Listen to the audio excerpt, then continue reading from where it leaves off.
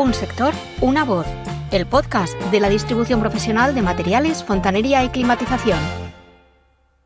Bienvenidos a una nueva edición del videopodcast Un sector, una voz, el videopodcast de Andimarc para trasladar a todo el ecosistema de la distribución profesional y de la industria, pues bueno, el pálpito de cómo anda el sector. Y es un día especial porque tenemos con nosotros dos invitados a los que conocemos muy bien, además queremos y admiramos, y en otros podcast hemos hablado del relevo general en el distribuidor, un asunto que volveremos a tratar con nuevos invitados, pero hoy vamos a hablar del relevo generacional también a nivel de la industria, que quizá no sea tan familiar, pero también es necesario e imprescindible. Y tenemos con nosotros dos invitados, de los cuales Rocío nos hará la presentación. Vienen de una empresa con la que también tenemos una gran relación, como es Mapei, líder en su segmento y además una empresa muy volcada con facilitar y apoyar el rol de la distribución profesional. Y bueno, ya que venimos hablando de dos personas vinculadas a Mapei, pues vamos a hacer una analogía, ¿no? Tenemos con nosotros un invitado cuyo tiempo abierto ya está a punto de cerrarse, pero que viene de la mano de otra persona que está en pleno efervescencia de su punto abierto. Y entre ellos dos, pues vamos a tratar de hacer un recorrido por una parte personal, pero también muy profesional, de cuál es la visión y el recorrido y la evolución en los últimos 30 años del sector de la industria, de la distribución, pero también una mirada hacia el presente y hacia el futuro. Rocío, preséntanos a los invitados. Bueno, pues el veterano en esta ocasión es Javier López. Cualquiera, yo creo, del sector le suena por lo menos su nombre o lo conoce. Y como ha dicho Sebastián, le tenemos un montón de cariño. Él es Key Account Manager en Mapei y un profesional con una trayectoria pues muy ligada a la distribución, ¿no? Y al día a día de la obra. Empezó su recorrido en el ámbito de la gestión de residuos de construcción, pasó después por el mundo de los áridos y los adhesivos para la colocación de cerámica y desde hace 25 años desarrolla su carrera en Mapei, acompañando a clientes y canal con una visión muy práctica del mercado. Te quedan, si no me equivoco, 145 días, ¿no? En Mapei. Aproximadamente. Antes de la jubilación. Si tuviera que destacar un hito del que se siente especialmente orgulloso, Javier lo tiene claro y destaca la transparencia. Para él, la información objetiva es la base sobre la que se construye la confianza con los clientes. Y en un sector como el nuestro, pues esa confianza vale oro, ¿no? Fuera del trabajo, es un apasionado de la bicicleta de montaña y el senderismo y últimamente ha dado un giro inesperado con un nuevo hobby, la cartomagia. A mí este dato me ha dejado anodada. Así es. En los tiempos que vivimos, la magia es importante, ¿eh? Luego... Desde hace pocos años. Pues bienvenido, espero que te sientas cómodo en la conversación. Y en el otro lado tenemos a Carlos Cano, que actualmente lo que mejor te define es que eres el relevo de Javier. Efectivamente. Si nos quieres tú hacer un poco una introducción de poco tu carrera. Acabo de enterarme que tengo 145 días para absorber el máximo de Javier, ¿no? Pues nada, mira, me incorporo también como Key Account en Mapei, en lo que es el canal de distribución, y llevo nada, un par de meses con él. En el sector llevo más, estuve trabajando 10 años en Danosa también como fabricante de aislamientos y bueno, la intención y el objetivo sobre todo es conseguir mantener al menos el nivel y poder aportar más toda la carrera que Javier ha desarrollado. Absorber todo lo que puedas estos 145 días. Eso es. Bueno, pues empezamos cuando queráis. Pues bueno, la primera pregunta, Javier, pero a ambos, ¿no? Es, bueno, alguien ajeno al sector, o sea, que hablamos del relevo, pues también hay que tratar de atraer a gente que está fuera. ¿Cómo le explicaríais, por una parte, vuestro trabajo y qué parte es venta y qué parte es construcción de relación con el cliente, precisamente para mejorar las ventas de ambas partes? Bueno, el que me conoce ya sabe que a veces asumo ciertos riesgos, ¿no? Entonces mi respuesta tiene una parte filosófica, ¿no? Hay quien piensa que con un puñado de arroz recorres el mundo, ¿no? ¿Y esto a qué viene, no? Que a veces los recursos pueden ser, aunque trabajes en una multinacional, pequeña o grande, los recursos son limitados, ¿no? Y bueno, pues que necesita ser emprendedor, ¿no? Y que necesita ser el distribuidor, emprendedor. Y luego también la venta tiene una parte política, ¿no? ¿Y de qué se trata? Pues de convencer, ¿no? A partir de ahora sumas esos ingredientes y tanto el distribuidor como el proveedor, el fabricante, estamos en el mismo camino. Pero convencer es una cuestión de confianza, salvo un pelotazo, que es una cuestión de aquí te pido, aquí te doy, pero convencer requiere sembrar esos granos de arroz. Es difícil, pero de lo que se trata es de convencer. Gran palabra. Perfecto. Sí, bueno, al final también ese camino de relacional, pues al final confluyen en el momento que se identifican oportunidades de negocio por ambos lados y que se ve que apoyados uno en el otro se puede conseguir esos objetivos, pues obviamente la relación comercial acaba siendo muy fructífera, ¿no? Más concretamente nuestro rol, aunque nos relacionamos sobre todo con centrales de compra y grandes cuentas, como dice nuestro propio nombre, también nuestro rol es interno de apoyo a la red comercial. O sea, nosotros de alguna manera compensamos de algunas veces esas decisiones que están más basadas en la intuición y en el relacional, las soportamos con datos también, que esa parte es muy importante, ¿no? La intención sobre todo es ir profesionalizando todo lo que se pueda y prestar ese conocimiento y apoyo a la distribución también, que también está en ese momento también de Bueno, luego desarrollo. hablaremos de los datos porque este es el caballo o uno de los caballos de batalla. Has comentado, Javier, la importancia de convencer, si volvemos a tus inicios en el sector, porque Sí. tuviste otros inicios en otros sectores. ¿Cómo se convencía entonces y cómo se convence ahora? ¿O realmente eso no ha cambiado? Bueno, no ha cambiado mucho. Hace 30 años el sector de la distribución era distinto ahora, ¿no? Básicamente se movían en empresas de transportes. De hecho, la creación de la distribución era 50-50, 50% entre el transporte y los materiales de construcción, ¿no? A lo largo del tiempo los materiales han cobrado gran importancia con la ayuda del proveedor, han entrado las normas por medio. Ten en cuenta que hace 30 años cuando hablabas de las normas decían, esto a España no llegará, esto es imposible.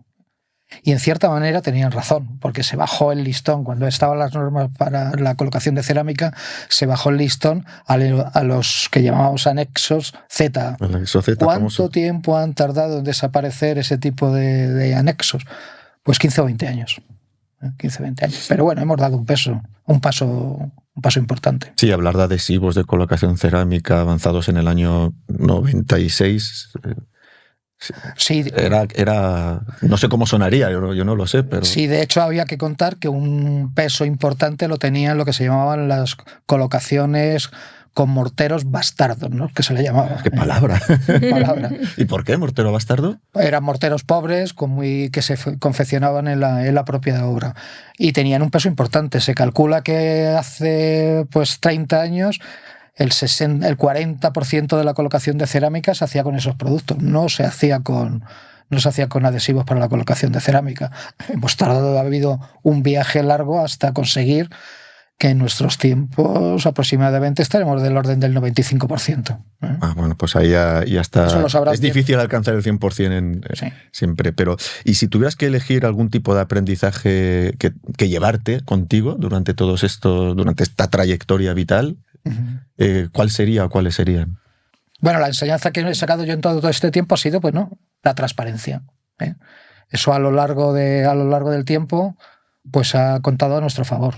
Siempre, y es una máxima de nuestra compañía, es decir siempre la verdad. Además, eso se valora. Sin ser transparente se puede convencer. Yo creo que no. Claro, es que por eso te digo, te has hablado de la importancia de convencer, pero te puedo engañar, pero convencer que requiere tiempo sin ser transparente cuando sospechas que detrás de mí... por eso te digo que hay mucha coherencia en todo lo que estás diciendo. Sí, efectivamente, hay que ser coherentes. Y eso a la larga, el que no lo es, lo paga, ¿no? Lo paga, es así. Esto es un bagaje es un viaje a lo largo de los años. Y al final el mercado... tu cliente, la distribución, te lo reconoce. Básicamente no te lo reconoce a ti mismo, ¿no? Nunca te lo dirá lo bueno y lo guapo que eres, pero se lo dicen a los demás. Y eso nos llega luego a través de otros profesionales que se integran en nuestra compañía y dicen, pues sí, yo cuando visitaba a tal distribuidor, a tal central de compras, hablaban de vuestra gestión, hablaban de vuestra compañía, hablaban de Mapei y me decían cuáles eran las virtudes. Y una de las virtudes es esa, la transparencia, tener una trayectoria, decir siempre la verdad. Y al final se recogen los réditos, sin duda.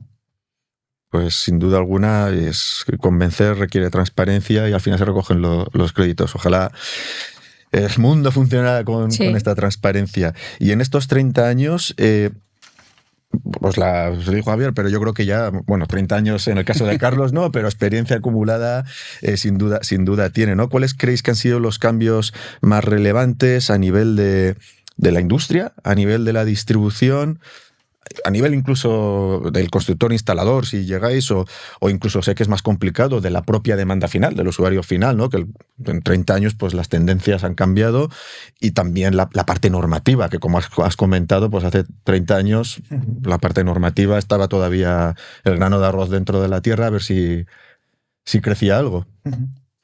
Bueno, las multinacionales han tenido bastante que ver, ¿no? Han aportado modernización, han aportado una experiencia que han tenido, digamos, sobre todo en Europa. Y el establecimiento de las normas, por supuesto, ¿no? Es decir, las normas funcionan para todo, el respeto a las normas, aunque vivimos en un mercado, el mercado español a veces se rige por cierta trampa, pero al final el mercado también lo reconoce, ¿no? El distribuidor sabe quién apuesta por esas normas, por el respeto. Y ten en cuenta que la distribución, las normas tienen otra lectura. Es decir, siempre la obra no es una ciencia exacta. La obra interviene en la climatología, interviene la mano del aplicador, un poquito más o un poquito menos de agua, y luego eso se paga, ¿no? Entonces respetar las normas, incluso estar por encima de ellas, pues se nos reconoce. Yo creo que ha sido determinante también lo que tú has dicho de empresas multinacionales, sobre todo fabricantes que tengan experiencias en otros mercados. Al final ha sido muy positivo porque han traído esa experiencia en otros entornos que ya están más habituados a la norma, ¿no?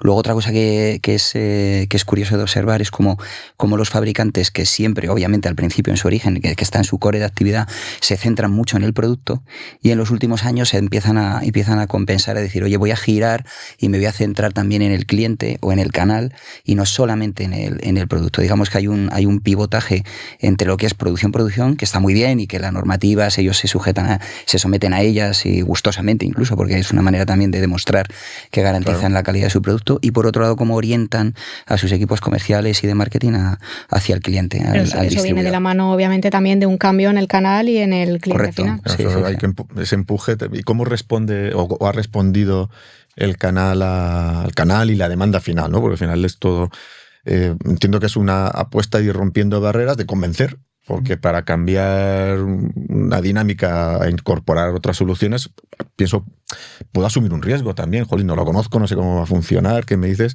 Entonces todo eso, al final, el resto de la cadena, como decía Rocío, también habrá cambiado, ¿no? En estos 30 años. Bueno, también hay que tener en cuenta, aquí las administraciones han tenido también algo que ver, ¿no? Se trata de que todos luchemos con las mismas armas. Entonces la administración, a través de la regularización de la facturación, pues nos pone a todos en el mismo campo de juego. No, ha sido rotunda la respuesta. Sí. Y respecto a la distribución, que bueno, entiendo más como vuestra visión, ¿no? Que en cierto modo es privilegiada, porque obviamente no veis el negocio desde dentro, lo veis desde fuera, pero tenéis una visión comparada que también entiendo que es enriquecedora, ¿no? ¿Cuáles consideráis que pueden ser las habilidades nuevas que puede requerir un almacén para dar el salto posiblemente que se requiere para ser competitivo hoy y ya mañana? Pues igual que hay una profesionalización en el proveedor, tiene que haber una profesionalización también en el distribuidor. Tiene que haber una formación. Igual que los equipos de las grandes empresas nos rodeamos de ingenieros y nos rodeamos de arquitectos, ¿y por qué no los distribuidores? Tienen que incorporar esta serie de profesionales. O sea, la formación y la cualificación y apostar más por el capital humano, que no es fácil tampoco. No es fácil, pero bueno, ya se están dando pasos. O sea, ya tenemos en distribuidores de cierta envergadura que lo integran este tipo de profesionales. Uh-huh.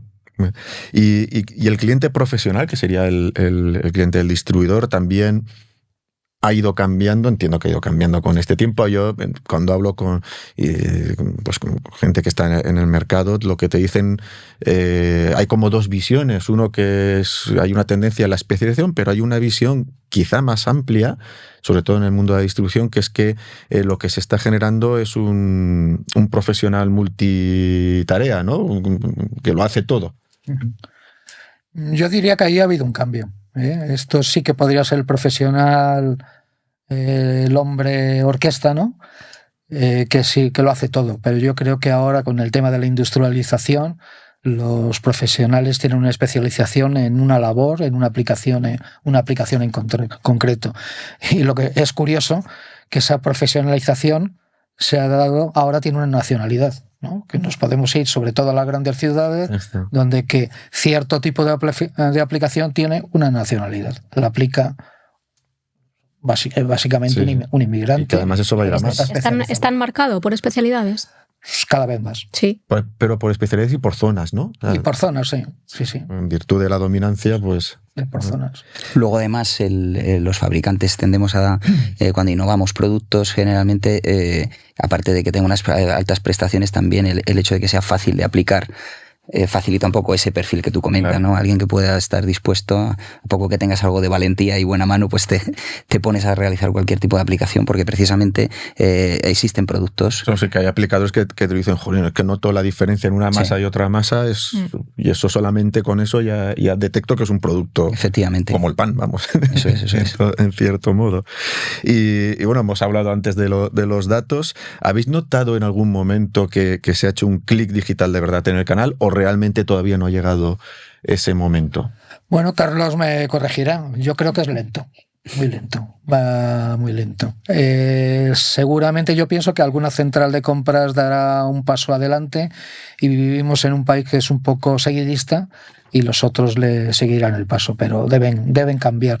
Aquí los proveedores tienen, quizás pueden emprender cierta velocidad y decir, bueno, pues las cosas se hacen de cierta manera o no vamos a ninguna parte. Y también las administraciones tomarán cartas en el asunto para que haya ya una digitalización. Sí, no, yo coincido, pero sí es cierto que hay como dos velocidades, ¿no? Yo creo que los fabricantes estamos mucho más preparados en ese aspecto, por lo que os contaba también puede importar, ¿no? El tamaño medio del fabricante hoy en día...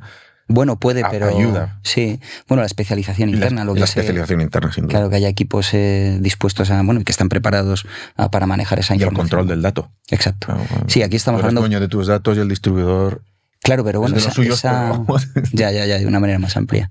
No, sobre todo hay que tener en cuenta que el distribuidor al final se enfrenta a la información de muchos fabricantes, y en ocasiones no está estandarizada de igual manera, aunque existen en el mercado, existen estándares que otros países en otros mercados, que tú, por desgracia, tú y yo lo conocemos, sí. ¿No?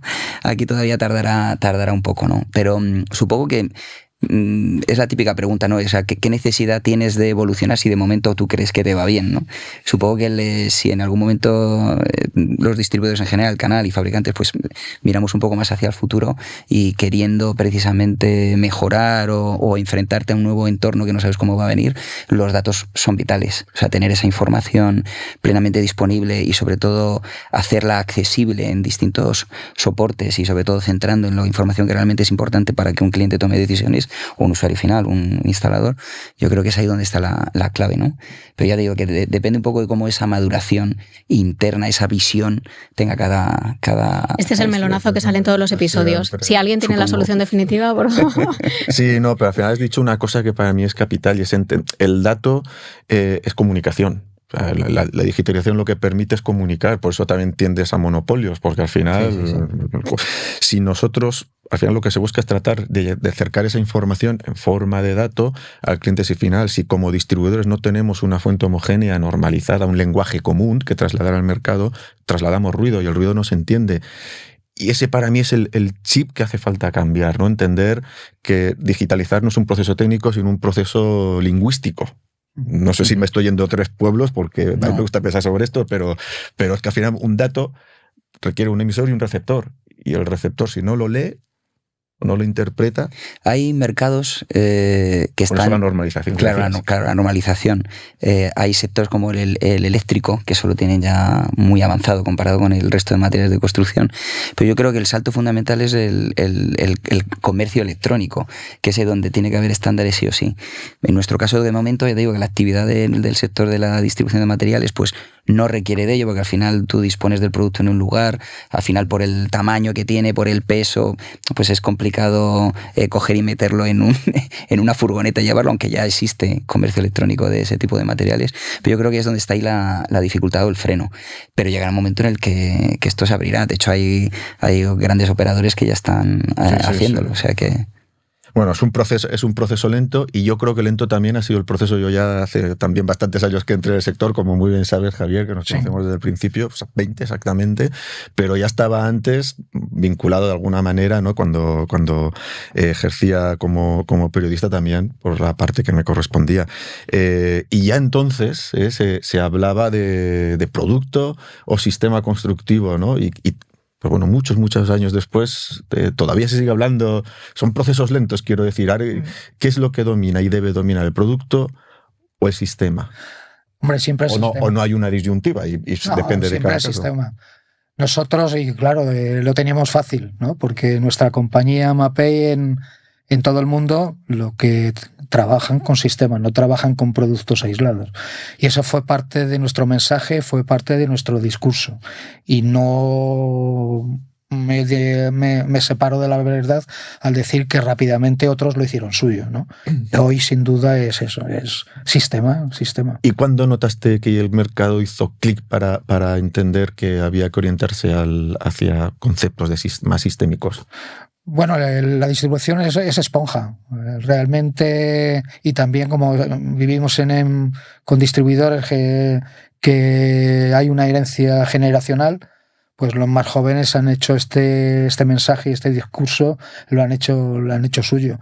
Y también, objetivamente, por su negocio, les va muy bien al distribuidor trabajar con sistemas que con productos. Y luego, sobre todo, hay un tema de garantías. Sin duda. Que todos los sistemas estén integrados por productos de una misma compañía. Bueno, en Europa hay el concepto de sistemistas, que son distribuidores, pero claro que son distribuidores grandes que pueden incluso generar ese tipo de garantías. Pero, por ejemplo, en el SATE uno de los criterios fundamentales es trabajar con sistemas, precisamente por la parte de garantía. ¿No? Y bueno, dentro de estos aprendizajes hubo una fase que todos hemos vivido, o por lo menos algunos de los que estamos aquí vivimos. Yo recién aterrizado, como quien dice, que fue la crisis del 8 al 12, ¿no? Que fue, pues bueno, una crisis tremenda, ¿no? ¿Cómo la viviste? Y sobre todo, más que cómo la viviste, ¿cuáles serían las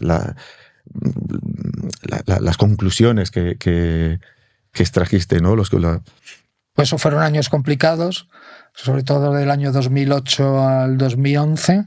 Yo le llamaba los lunes negros. Los lunes negros abrías en los mensajes el correo, y era concurso de acreedores, y en consecuencia pues todos los profesionales que ya les conocías, que eran competidores tuyos, pues se ponían en contacto contigo, llamaban a tu puerta, ¿no? Porque realmente estaban en la calle. Fueron años difíciles porque el mercado también hizo un viraje a precio. Precio. Eran aquellos años a los que el distribuidor decía: es que tal fabricante es importante y me ha ajustado el precio. Me ha bajado el precio. Pero esto, nosotros ahí salimos ganando, ¿no? Es lo que al inicio de la entrevista hablaba, que era la transparencia, la coherencia y el mensaje. Y entonces decías, sí, pero tiene un precio. Si bajas el coste, estás bajando la calidad. Y el mercado no es tonto, y sobre todo el aplicador está viendo que día tras día cierto producto que compraba años atrás, meses atrás, días atrás, le están bajando el precio continuamente. Lo bajan aquí, tal distribuidor lo bajaba. Y el aplicador decía: este producto no es el mismo. Aquí hay gato por liebre. Y eso, el mercado hace una fotografía. Hace una fotografía que unos salen en blanco y negro, otros salen en color, otros salen movidos y otros ni sale la fotografía velada, ¿no? Salimos reforzados por ese discurso coherente de mantenerse.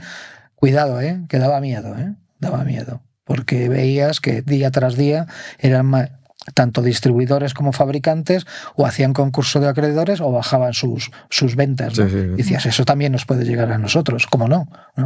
Pero al final salimos reforzados. Y también sale reforzado el distribuidor. El distribuidor que ha mantenido una coherencia durante esos 4 o 5 años, pues el cliente final, a través de esa fotografía que digo, pues a uno les fotografía, yo te digo, en color, otros en blanco y negro.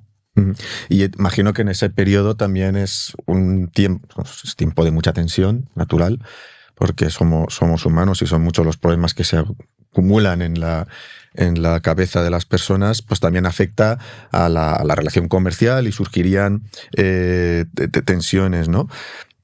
Desde que, en tu experiencia, ¿no?, que has conocido la implantación de una marca de alto valor añadido como es la Mapei en la distribución profesional, ¿cuáles son las palancas que pueden hacer que la relación entre fabricante y distribución sea creciente y sea más productiva?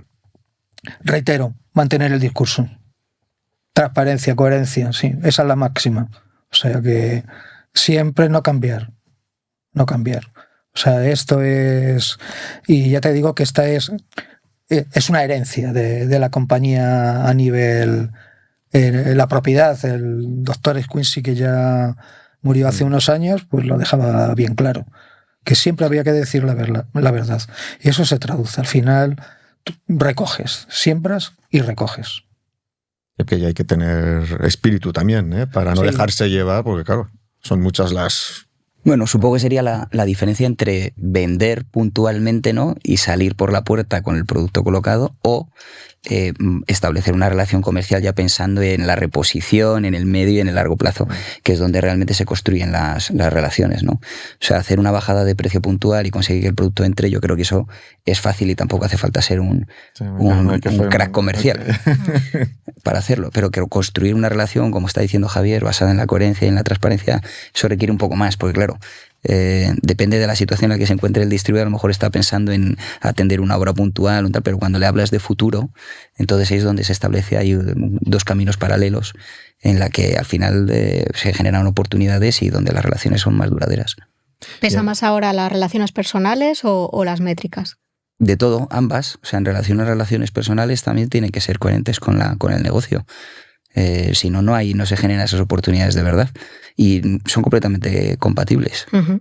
O sea que la coherencia, como comentaba Javier, y luego mirar al futuro, es lo que hace que esa relación fructifique, ¿no? Y se asiente y se cimente en el tiempo. Exacto, dentro tanto por parte del distribuidor como del proveedor, el fabricante, hay una capacidad para leer en el futuro, que eso lo vimos en los años de crisis, ¿no? Y yo creo que hay visionarios. En las empresas hay verdaderamente visionarios que hacen una apuesta que tú lo puedes ver por otro lado y dices una apuesta arriesgada, ojo, cuidado, ¿no? Pero al final les da la razón. Visionario es todo aquel que hay una tendencia en el mercado y lo ve claro y se va por esa tendencia, ¿no? Igual están, por ejemplo, todo lo que son normas de sostenibilidad, ¿no? Quien ve que sobre todo que debemos girar alrededor de la sostenibilidad, pues ser visionario es el que apuesta no el segundo o el tercero, el primero. Sí, el que da el primer paso y luego los demás cogen la inercia. Hemos hablado de los años duros de la crisis, pues pudieron generar tensiones, obviamente, ¿no?, naturales en la relación entre distribuidor-fabricante por motivos de la crisis, pero luego hay otros elementos, ¿no?, que es los conflictos del canal, conflictos que pueden venir motivados tanto por los casos de salto directo como por quizá operadores que no saben, en mi opinión, trabajar debidamente a la marca y el mismo producto lo comercializan por canales diferentes de una misma manera, con lo cual al final acaban dañando incluso su propia imagen. ¿Dónde creéis que existe más fricción?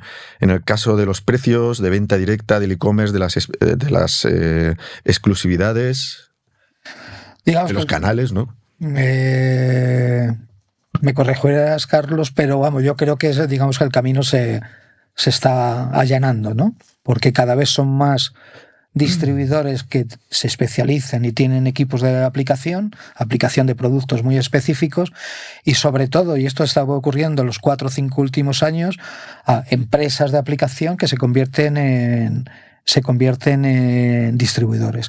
Y esa, no digo parte de culpa, al contrario, esa labor encomiable la están haciendo las centrales que ven en este tipo de empresas que pueden lanzarse al campo de la distribución de los materiales. Yo creo que en los últimos años esto era un proceso. Todos los distribuidores, o gran parte de los distribuidores, se convertirán también en aplicadores, y aplicadores serán distribuidores. O sea, que era como, por una parte, distribuidores que desarrollaran líneas de negocio especializadas en su mercado como aplicadores, sí, y aplicadores con tamaño que además dirán, oye, pues yo voy a... Ya lo hacían años atrás, en el campo de la cerámica. Sí. Muchísimos distribuidores tenían equipos de colocación potentes, sí. Muy potentes, con muchísimos trabajadores. Y esto se mantiene en algunos casos, lo que pasa es que se van a especializar, no solamente van a salir de lo que es el campo de la cerámica para especializarse en otro tipo de... Sí, aparte ahí hay un espacio de mercado que es la propia falta de mano de obra. Claro. Tú tienes un activo como distribuidor, que es conoces el mercado, conoces el producto, y puedo... Sí, fácil, pero puedo yo no lo había pensado así, pero tienes razón, Javier, que posiblemente ahí hay un posible respuesta, ¿no?, a una situación de contexto, como dices, de ausencia de mano de obra. Con respecto a alguno de los puntos que has comentado, yo también creo que la competencia es sana. O sea, la competencia, con independencia de cómo sea cada uno de los operadores, es cierto que a lo mejor puede en algún momento suponer un shock en tu gestión, el ver cómo otros hacen otras cosas con más recursos y tal, pero siempre hay una oportunidad de diferenciarse, ¿no? E incluso buscar partners o proveedores que te puedan ayudar en ese camino, que era lo que hablábamos antes. Relaciones coherentes, relaciones transparentes, relaciones a largo plazo son las que te pueden permitir diferenciarte. Solo, hombre, depende del potencial y los recursos que tengas, pero acompañado mejor. Desde luego. Sin duda. Y bueno, habéis hablado de cómo la crisis también provocó guerras de precios. Esto es algo que está, por otras razones, también hoy en día, que no nos vamos a meter hoy en ese avispero. En otros podcasts sí que lo trataremos, ¿no? Pero al final toda esta competencia de la que hablas también, por modelos de negocio, para determinadas categorías puede generar pues presiones muy potentes en los precios, ¿no? ¿Y qué palancas puede utilizar un distribuidor para tratar de no caer? Porque si una vez cae en el agujero de la guerra de precios, realmente se está deteriorando su modelo de negocio, y por lo tanto va a sufrir mucho. ¿Qué palancas puede utilizar para precisamente poner en valor sus servicios, que los tiene? Bueno, yo creo que el primero de todos es gestión. O sea, tiene que gestionar su negocio. Bajar precios de forma inexorable simplemente para que le compren a él es sacrificar margen y acercarse más al cierre del negocio, llegado el caso. Hay desde luego alrededor, y como lo comentaba antes, que el giro que había pegado el fabricante hacia el cliente, si el distribuidor se centra en su cliente, que ya te digo que aquí hablamos de canal de distribución, pero que hay distribuidores de todo tipo. Sí. O sea, muy diferentes, y tienen clientes que ellos mismos los conocen mejor que nadie, ¿no? Pero hay una capa alrededor de ese cliente en base a servicios, valores añadidos de todo tipo, que también se pueden trabajar con fabricantes, se pueden desarrollar propuestas de valor conjuntas que desde luego no tienen por qué ir exclusivamente basadas en precio. Claro. O sea, ¿el precio tiene que ser competitivo? Sí. Siempre. Pero luego hay que pensar también en la siguiente fase. O sea, una vez que vende el producto a un instalador, ¿ese instalador qué va a hacer? Va a una obra, necesitará asesoramiento. Los fabricantes contamos con equipos técnicos y especialistas de producto que pueden asesorar. Como decía Javier, la obra no es una ciencia exacta. Pues, ¿quién te puede ayudar a elegir un producto o un sistema más adecuado? Pues ahí hay valores que hay que poner sobre la mesa y que no necesariamente tiene que ser a base de precio. En el informe de GFK que hicimos sobre cómo compra el profesional se veía claro, ¿no? Obviamente compran luego el profesional, digamos, a la alta y demás. Sí. Y se veía clarísimo los puntos fuertes que por donde apuntar. Y ahí hay mucho trabajo por hacer. No sé tú, Javier. Sí, es que, bueno, a veces se nos olvida. Se nos olvida a todos. Es decir, hay que hablar de las propiedades de los productos. A veces hablo mucho de la cerámica porque la cerámica tiene un peso muy, muy importante en la distribución, pero se olvida de decir, sobre todo hoy que se colocan grandes formatos o muy grandes formatos, las propiedades de los productos son importantes. La climatología, no es lo mismo colocar un adhesivo en el mes de enero que en el mes de agosto, o no es lo mismo aplicar ese adhesivo en Santiago de Compostela que en Málaga en el mes de julio. Y ahí es donde los adhesivos y ciertos productos, y más allá de los adhesivos, sus propiedades tienen importancia. Los tiempos que llamamos. Sí. Todo el tema del tiempo abierto, ¿no? Tiempos abiertos, y se nos olvida, ¿eh? Se nos olvida. Al principio, cuando se instauraron las normas, sí que se hablaba en ese lenguaje técnico de los tiempos. Pero bueno, ahora vivimos en cierto boom, ¿no? Y se vende casi todo, ¿no? Pero hay que volver a las propiedades de los productos, que no solamente para los adhesivos, funciona para los autonivelantes, funciona para los morteros de reparación. Hablamos de las temperaturas, son muy importantes. Sí, la temperatura y la humedad. Y la humedad, ¿eh? Sí. Es fundamental, y ahora estamos en unos tiempos donde se habla poco y además cada vez hay menos relevo de mano de obra, de oficios, y es un problema porque, y no sé si compartiréis esto, ¿no? Pero al final la cadena de valor es la industria, está la parte de distribución y la parte de instalación. Donde hay una carestía, el valor se incrementa. Entonces, por lo tanto, eso tira para atrás de los precios. Esto es algo que no sé si se está viviendo, pero es natural que suceda. Y al final, ¿vosotros creéis que se puede hacer algo? Porque es un problema que afecta al fabricante y es un problema que afecta al distribuidor y a todos, ¿no? ¿Qué se podría hacer? No sé si para tratar de fomentar de alguna manera en esa relación entre fabricante y distribución, fomentar la cualificación de quienes se están incorporando al mercado laboral o al mercado de la construcción, que obviamente no se pueden formar porque gente, como hemos comentado al principio, que viene de fuera y que viene directo a trabajar, pero que si se forma y genera oficio, comprará más productos técnicos, valorará más su trabajo y eso irá en beneficio de esa carrera profesional. De hecho, pues ahí el que coloca el gas tiene un título, o el electricista tiene un título, pero no hay una titulación, por ejemplo, para colocar, y reitero el tema de la cerámica. Pues se deberían dar pasos. Y hacerlo atractivo. Y hacerlo atractivo, sí. Pero bueno, eso es una forma de hacerlo atractivo. Al final, el ser un especialista es también hacerlo atractivo. Luego hay otras teorías que dicen que eso lo que genera es un incremento de costes. Pero yo creo que eso lo genera la oferta y la demanda. Claro. Yo tampoco tengo creado una opinión, pero sí es cierto que, porque ahí incluso también influye la posición que tenga la administración pública. O sea, hay casos no recuerdo qué fabricante era, pero en el tema de instalación de tabiquería y eso se consiguió que hubiera una formación profesional específica.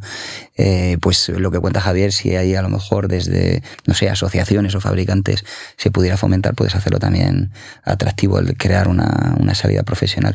Porque luego nosotros donde sí que influimos directamente y a corto es colaborando con distribuidores en formaciones tanto de sus equipos comerciales como de instaladores, ¿no? Pero ya tiene un cariz más promocional, comercial, que no es específicamente solo de formación, ¿no? Porque claro, una formación reglada requiere tiempo, bueno, que os voy a contar como esta iniciativa, ¿no? La iniciativa que fomenta Andimac. Pero claro, en poco tiempo tienes que tratar de explicar cómo hacerlo bien y encima le añades la capa más comercial de explicando un poco todo lo que son prestaciones técnicas de producto, etcétera. O sea que, además es que el impacto, si lo hace cada uno por su cuenta, claro, es mucho menor que si hubiera algo reglado que afectara. Claro, si generas un ecosistema que realmente genera valor, estás... Claro, allá nosotros yo creo que se nos escapa. Sí, esto es un tema de vaya de sector y de calado. Efectivamente. Sí. Y bueno, aquí estamos hablando de calidad de producto, de la importancia de la formación. Ya has comentado al principio de la charla que hemos pasado de un mundo donde no existe Los requerimientos técnicos eran muy pequeños. A partir de 2007, creo recordar, es cuando ya se empezó a impulsar todo el tema del código técnico de la edificación, que todo eso ha cambiado mucho también. Tiene críticas, pues es que claro, si se ponen productos técnicos, se encarece la vivienda. Y dices, hombre, no sé yo en qué medida el impacto de los precios tendrá que ver sobre los materiales o sobre otras muchas cosas, que todos sabemos que bueno, a lo mejor un 2% podrá tener los materiales, pero el 96% restante... También la durabilidad, ¿no? Cuando el producto es bueno, y calidad, etcétera. Claro. No, pero lo digo porque hay muchas críticas de decir, hombre, es que si el CETE es estricto, se encarece, son mejores materiales, se encarece. Dices, hombre, lo que encarece la vivienda, de verdad, son otro tipo de efectos impositivos, suelos, etcétera, ¿no? ¿Qué normativa o cambio regulatorio, Javier, recuerdas como un punto de inflexión, si es que lo ha habido? Sí, como comentaba antes, el tema de la normativa, de la 12.004 para la colocación de cerámica, pero también para todos los morteros de reparación, para los morteros autonivelantes. Parecía impensable entonces, pero ahora un distribuidor, cuando hablas de un autonivelante, sabe lo que es un C2, en la mayoría de los casos, sabe lo que es un C2, C3, sabe si es resistente, si sirve para colocar PVC, sabe si sirve para colocar cerámica. El tema de la impermeabilización, te preguntan, ¿sirve para agua potable? Y lo recogen y hacen suyo esa propiedad, ese mensaje. O sea, esa serie de valores y propiedades que van inmersos en las normativas y en las reglas, sí, ha sido un punto de inflexión y la distribución cada día lo valora, por supuesto. Es la manera de diferenciarse. Sin duda. Que esto el distribuidor es una palabra que tienen en su ADN, ¿no? Un reto que tenemos es, la distribución es esa palabra, eso de cómo le damos forma concreta, blanco sobre negro, y no lo que nos cuesta, sino el valor que trasladamos al mercado, cuantificar. Servicios que ahorran tiempo, servicios que ahorran problemas, ¿no? Generando servicios con esa cobertura que comentáis, con los proveedores de confianza que te dan apoyo técnico, trabajar un fondo de catálogo amplio y no reducido. O sea, exacto. Todo eso, si le pones, es un ejercicio que queremos hacer, que no es fácil porque requiere para hacerlo bien una inversión importante en estudio, ¿no? De casos, pero que al cabo del año un profesional medio le puede ahorrar mucha pasta. Uh-huh. Más que esas 4 décimas que pueda sacar de comprar aquí y me lo cargo y hago cola. Hemos hablado de la confianza como un pilar fundamental en la relación comercial, que podríamos decir que es la piedra que hace que una relación comercial sea sostenible. Y también has hablado antes de sostenibilidad, Javier, ¿no? Y la sostenibilidad es marketing y bluff, ¿o es también una realidad? Nosotros pensamos que es una realidad y Carlos ahora también lo ampliará porque también tiene experiencia en ello, pero yo recojo algo que nos decía un cliente, ¿no? Que me decía un cliente que con su permiso esa frase la hice mía, ¿no? Es decir, que esto de la sostenibilidad o hablar de la sostenibilidad es una lluvia que cala. Siempre hay que hablar de sostenibilidad. Siempre. Lo que pasa es que no tiene el mismo calado en unas generaciones que en otras. Yo creo que en las generaciones jóvenes sí que es importante, pero la sostenibilidad va más allá. Es decir, todos queremos viviendas sostenibles, pero dentro de esa sostenibilidad que hay, pues hay una estancia respirable, sana, donde los productos que se han utilizado no tienen disolventes, y eso a la larga lo reconoce nuestra salud o lo paga nuestra salud. Así. Y llegará un día que, igual que en las memorias de ciertas de las viviendas nuevas, en las rehabilitaciones, que es curioso, aparece el nombre de la grifería, aparece el nombre del cerramiento, y no aparece el nombre del adhesivo, de la pintura, si es sostenible, si lleva disolventes o no lo lleva, que es lo que hace esa estancia, como la que estamos ahora, que sea respirable y que, fíjate, los coches, cuando nos montamos en un vehículo y olía nuevo, decía, pero incluso hay un ambientador para quitar para que te da el aroma a coche nuevo. Sí. Eso ya está fuera de uso, ¿no? O sea, nosotros cuando cogemos un coche no queremos que huela a Yo cuando era pequeño me mareaba, bueno, yo me mareo fácil, pero el olor del coche no me mareaba, era lo peor. Te lo juro, era una cosa... No queremos que huela a disolvente. Cuando entramos en una vivienda nueva, No queremos que huela a pintura. No tiene por qué oler a pintura. No tiene por qué ese aroma del adhesivo, ¿no? Pues eso es una parte de la sostenibilidad, nuestra salud, ¿no? No, la salubridad, que es fundamental. Hombre, ahí fíjate, volviendo al tema del dato, ¿no? Lo que son los fabricantes, o sea, y la sostenibilidad entendida precisamente pues por la influencia que puede tener los productos de la construcción en el medio ambiente fundamental, aunque la sostenibilidad tiene más ejes. En el caso concreto de Mapei, la inversión, por ejemplo, en I+D+I es bastante grande y me consta que hay otros fabricantes que también van en esa misma línea. O sea, ahí estamos hablando tanto de que el producto sea sostenible en términos de, como comentaba Javier, términos de medioambientales y también del confort o del uso que se vaya a hacer del producto, ¿no? Pero todavía queda un trabajo, porque estamos hablando de como que realmente fuéramos conscientes de que la sostenibilidad efectivamente ha venido para quedarse, es un trabajo a largo plazo, ¿eh? Por suerte o por desgracia, al final vendrá impositiva por una normativa, ¿no? En la nueva actualización del Código Técnico ya nos habla de sostenibilidad. Bueno, se aprueba un documento. Se aprueba ya de sostenibilidad. Por eso te digo que al final el que no lo haga de forma consciente, que pues al final lo va a tener que hacer de forma obligada, ¿no? Yo ahí soy poco amigo quiero decir que las cosas no hay que hacerlas porque te fuerce una norma, sino porque sí, por eso te lo entiendes y te lo bonito un poco es esa hacerlo. parte de visionario que comentaba Javier, Sí, porque pues, pasa que cuando, y aparte cuando únicamente se trata de imponer, pues lo que genera muchas veces es rechazo, ¿no? Y yo creo más en convencer. Sobre todo porque no lo entiendes. Claro. Y bueno. Comentabas esto de la marketing o realidad, certificaciones. A la hora de si mi producto, tal producto, certifícalo. Y ya está. Y eso es la garantía de que ese producto, exacto, pues es o no sostenible. Las certificaciones. Totalmente. Ya si quieres, Rocío, mirando a 2026, que nos hablen del futuro y algunas cosas más.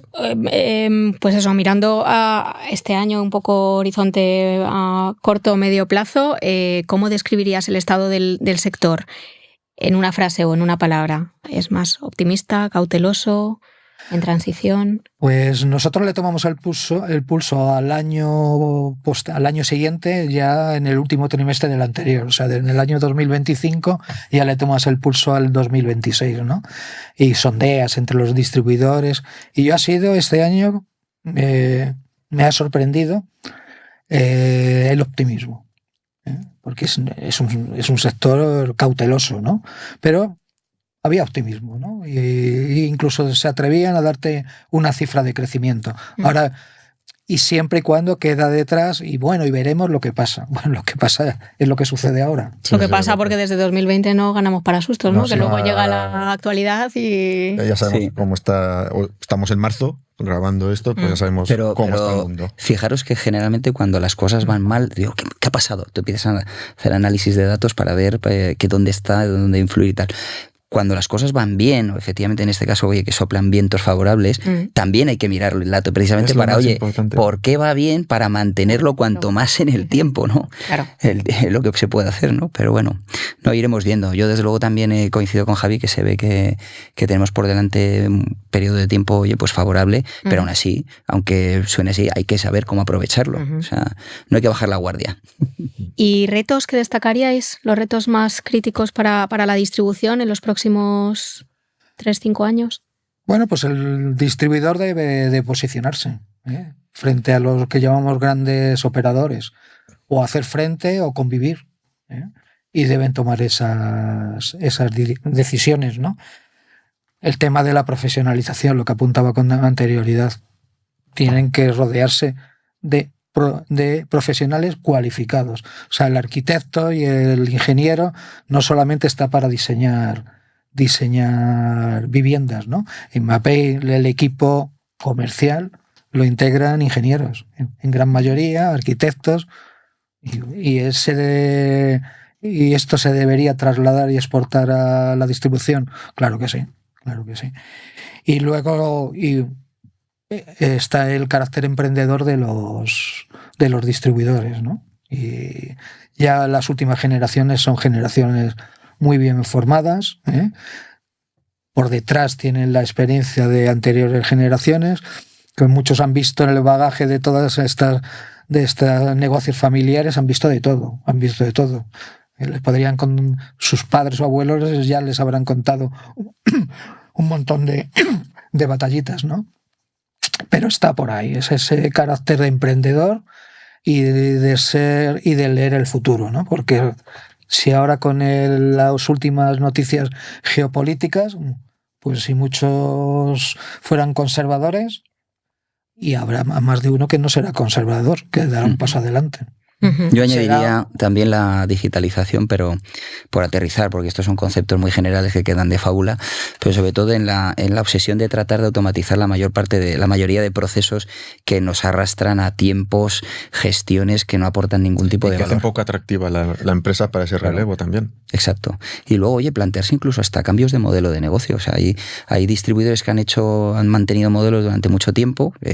Tienes modelos de todo tipo, desde el que espera en el mostrador a que entre el cliente, a otros que directamente ya tienen en la calle equipos buscando para tirar del cliente hacia adentro, o lo que os comentaba al principio, el buscar esa cooperación con otros actores, como pueden ser precisamente fabricantes como nosotros, para ayudar en esa búsqueda de oportunidades, ya sea en el punto de venta o fuera de él. Bueno.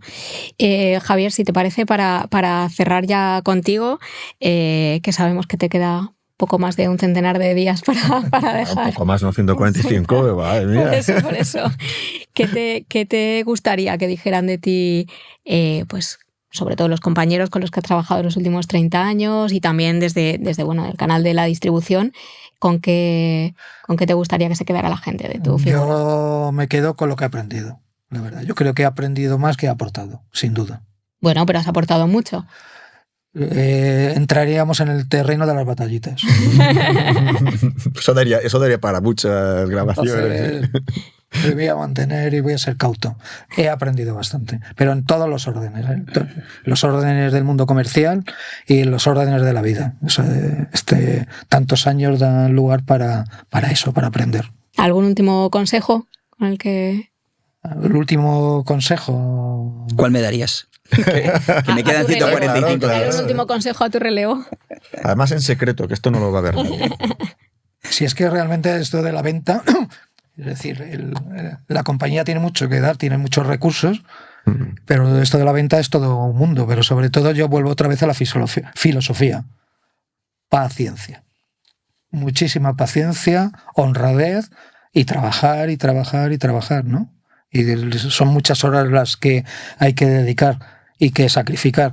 Yo hace poco comentaba con un cliente, y esto forma parte ya de las batallitas, que en el mundo de la bicicleta, cuando tú bajas una pendiente, realmente vas pendiente de esto de no pegarte un trastazo. Claro. Pero cuando subes, vas pasándolo realmente mal, ¿no?